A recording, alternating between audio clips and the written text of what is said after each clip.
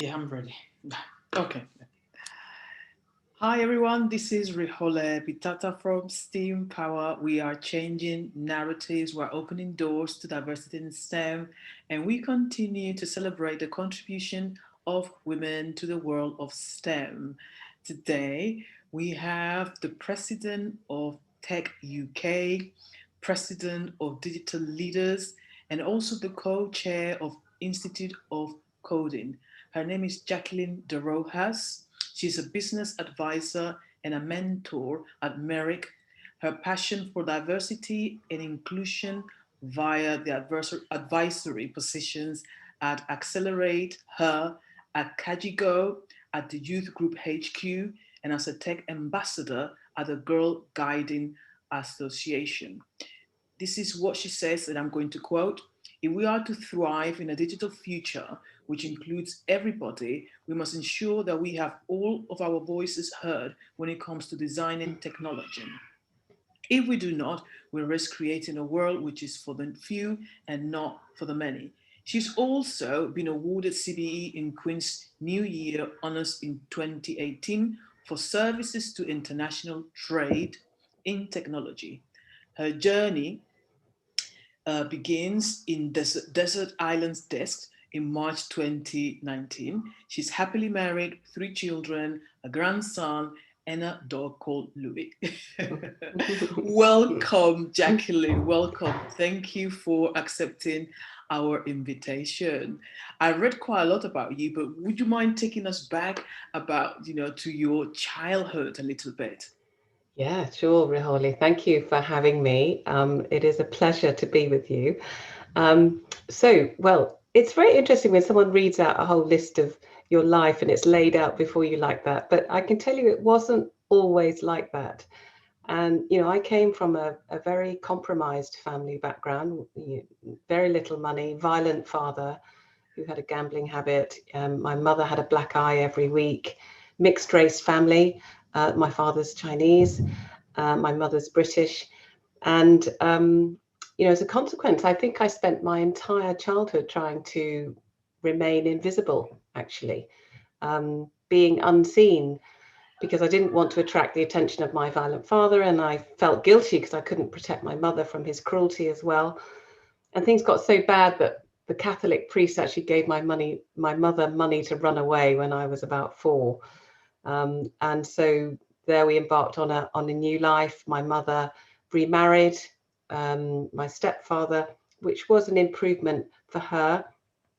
Not so great for me because he was interested in me in a not a very fatherly way. But at age 16, I had some good results at school. I loved school, actually. I found structure there and I felt safe there. Um, and I decided that at age 16, I was going to spend my life being a bit more visible. I came home with my O-level results, my GCSE results to all those young listeners. And my stepfather grabbed them out of my hand, and he wasn't a very educated man. And I'd got really quite good results. And he said, "What are you trying to do? Are you trying to show me up?" And I thought, well, I can either go one way or another. And I said to him, I think I am probably going to try and do the best I can possibly do. And so, honestly, I probably spent my life trying to show him how much potential I can unlock. And I was the first in the family to go to university. I went as far away from home as I could imagine, and that happened to be Germany. Um, and I came back having done a business degree in European business, and then fell into the technology industry because a friend of a friend said, "Would you like to come and do some recruitment in technology?" And I didn't even know what technology meant or was and what have you. Anyway, I went, and after 2 years, I joined my biggest client, and I have honestly never looked back. My real ambition, though, was to be a newscaster on the BBC. All right. So was it the case of careers advice, or was it your because you said that you came to technology by accident? So what was your main Yeah. purpose or kind of your objective? so to Yeah. speak? So I came to it by accident, and I mean, my main objective was to survive. Actually, I didn't have any money. I needed to pay my bills. I was living in London, and someone happened to be very kind and said, "Look, there's some openings in tech." Um, I didn't know what I was getting into, and I have never looked back. I have loved every single minute of being in the tech industry. And actually, interestingly, I am not a deep technologist, but I have found fabulous roles inside the technology industry. So I understand the impact of it. I can position it with customers. I even learned how to do a bit of programming on the way, but I am not what you would call a deep technologist by any means. So you would think that success to the fact that you had mentors, because this is something that has happened, that I've heard from other interviewees, where they found that there was a lack of support the minute they left university, Yeah. and in your case seems to be different. So what would you say we can do, or companies can do, to support young people entering into the field? Yeah, so I don't know if we had mentors back then. I certainly had people who cared about me, and I certainly had role models in the industry who I definitely copied. And I've realized that copying is okay. When you see great people doing great things, you think, well, okay, that's a good thing to emulate. I definitely had people who sponsored me into more senior roles, who gave me advice when I was, on a downward spike.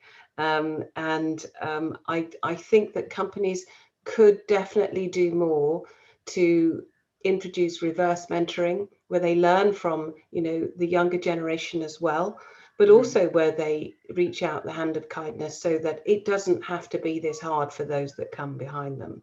Mm-hmm. Lift people up is definitely something that I think we can all do now that we're in a solid and stable business career. Thank you. Do you think that schools are doing enough to prepare young people for the STEM world? Do you know, I think what I see is pinpricks of ecstasy. So I see amazing things happen in pockets, Mm-hmm. but I don't think there is a consistent plan for everybody to be able to learn how to live and work online, because let's face it, we don't just have to choose whether we work in tech anymore. We have to actually know how to navigate our lives, both working and at home, using technology. So we have to be able to access services and consume technology as well as create it.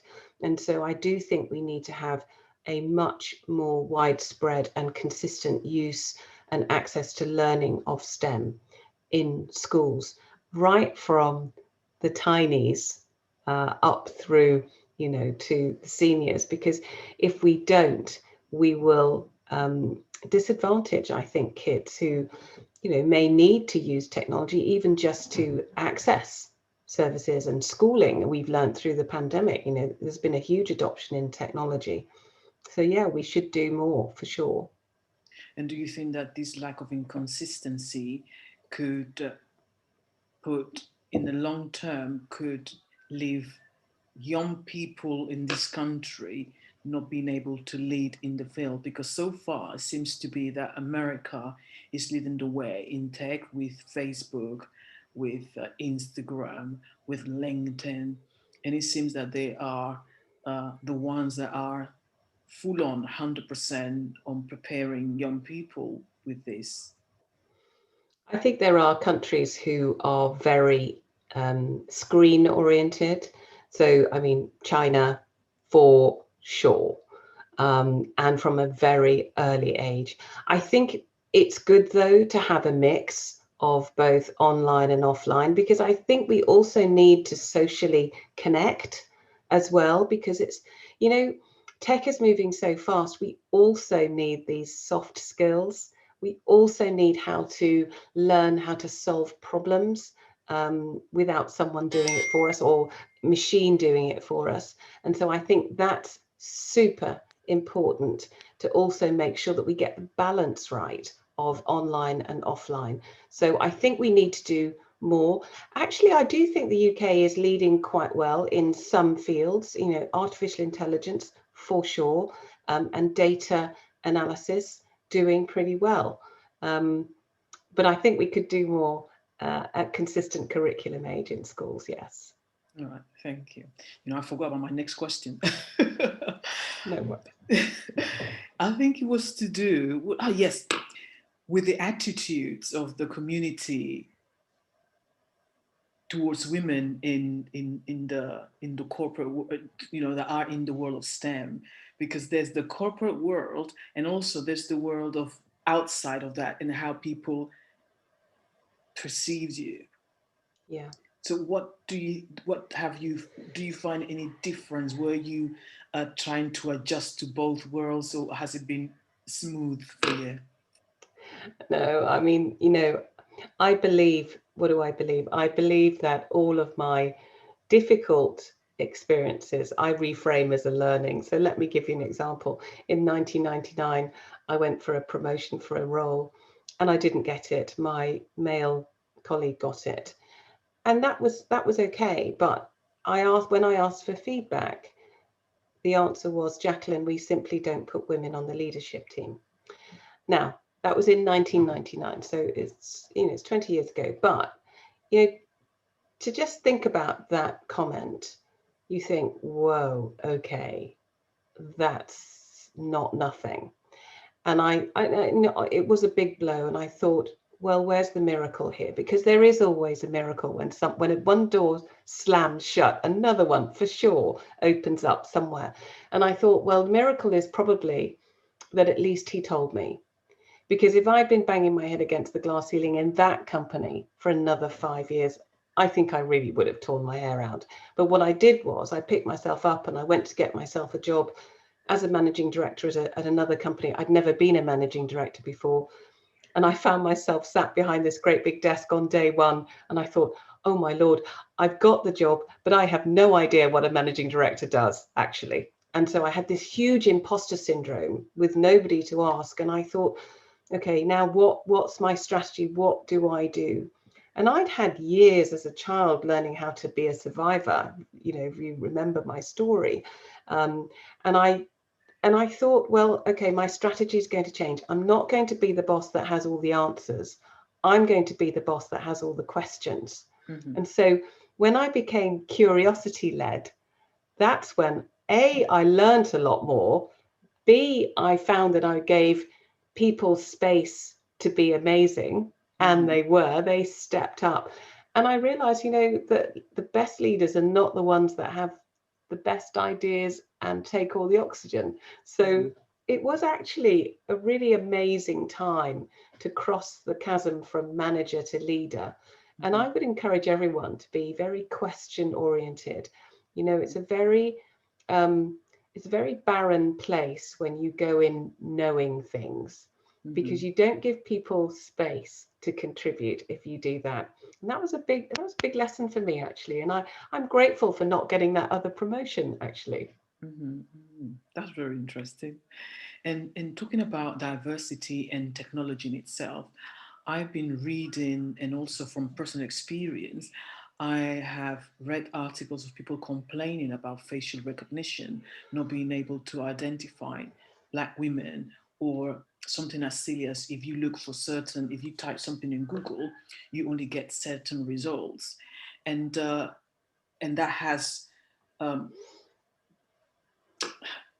has made many people question whether Google is racist or biased, or whether the people that are behind these teams are not diverse enough to take into consideration the rainbow of people that exist.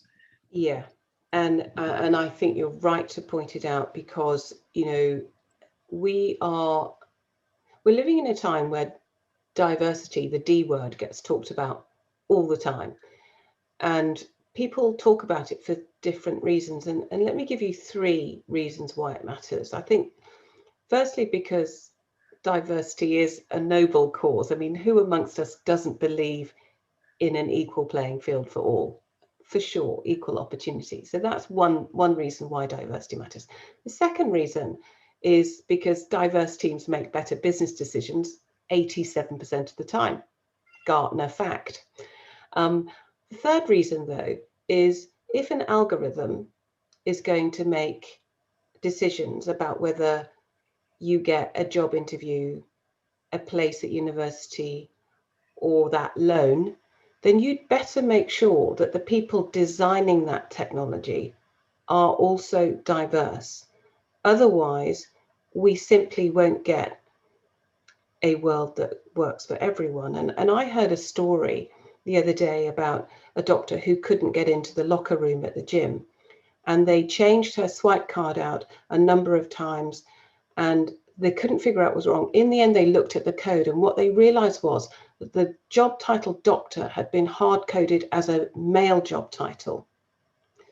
So you go there and you think, wow, what if, and that's a very tiny example of bias that's endemic. Now it's I would call it unconscious bias built by a group of people who can't see through their own privilege. They cannot see that other people might need other stuff. I don't necessarily always believe their intentions are terrible, but I do think that they can't see beyond their own privilege. And I think this is interesting because if you extrapolated that to the airline industry and the job title pilot had been hard coded as a male job title or a male white job title, for example, just imagine what destruction that could have if a female pilot couldn't override autopilot or something, in a crisis. And so these are reasons why it matters that we have diverse teams. When the seatbelt was invented, women and children died because the seatbelt was invented by men of a certain weight and height. And it took 60 years to change that. And so we have to point out the areas of bias, but you can only see them if you have diverse people on the team. And those diverse people ask a simple question, which is, what about the others? And that's our question, isn't it? Is, what about everybody else who's not in this room? Because we all look the same and we all think the same. And I think that's why change is good and diversity in tech matters more than anywhere else, because it's right in the center of every single thing we're creating at scale. And also, machines learn from themselves. So if a machine learns from an already biased system, then it will absolutely wreak havoc at scale if we don't catch it. So yeah, my advice would be that we all make sure we have diverse teams in the tech department, for sure. And that's why we need more diverse voices in the tech industry learning STEAM subjects. Most definitely. Thank you very much. Thank you very much for that answer. That's brilliant. That I've never, because I never understood the scope of having that lack of diversity within the tech and how it affects people's lives. Actually, I don't know. It could get to that point. Awful. Thank you very much. Thank you very much for that. And in concluding, can you share with us what are you reading and what would you recommend us to read? Oh gosh, I'm reading a number of things. I mean, How to Talk to Robots by Tabitha Goldstaub. It's an amazing, very accessible book. And of course, do you know what? I haven't read it cover to cover, but I've dipped in and out of Caroline Criado Perez's book, which is called Invisible Women. So I'm reading that as well. But to be honest, I also have The Queen's Gambit, which is my chess novel, which I'm reading at the moment. Is just so cool. And if I'm sure The Queen's Gambit, the box set on Netflix, has certainly inspired lots of people to get involved in chess, and it's a bit of an obsession for me at the moment. Oh, this is wonderful. Thank you very much for your time. And this concludes our interview. We'll continue celebrating women in STEM, and I'll see you all in the next episode. Thank you for watching.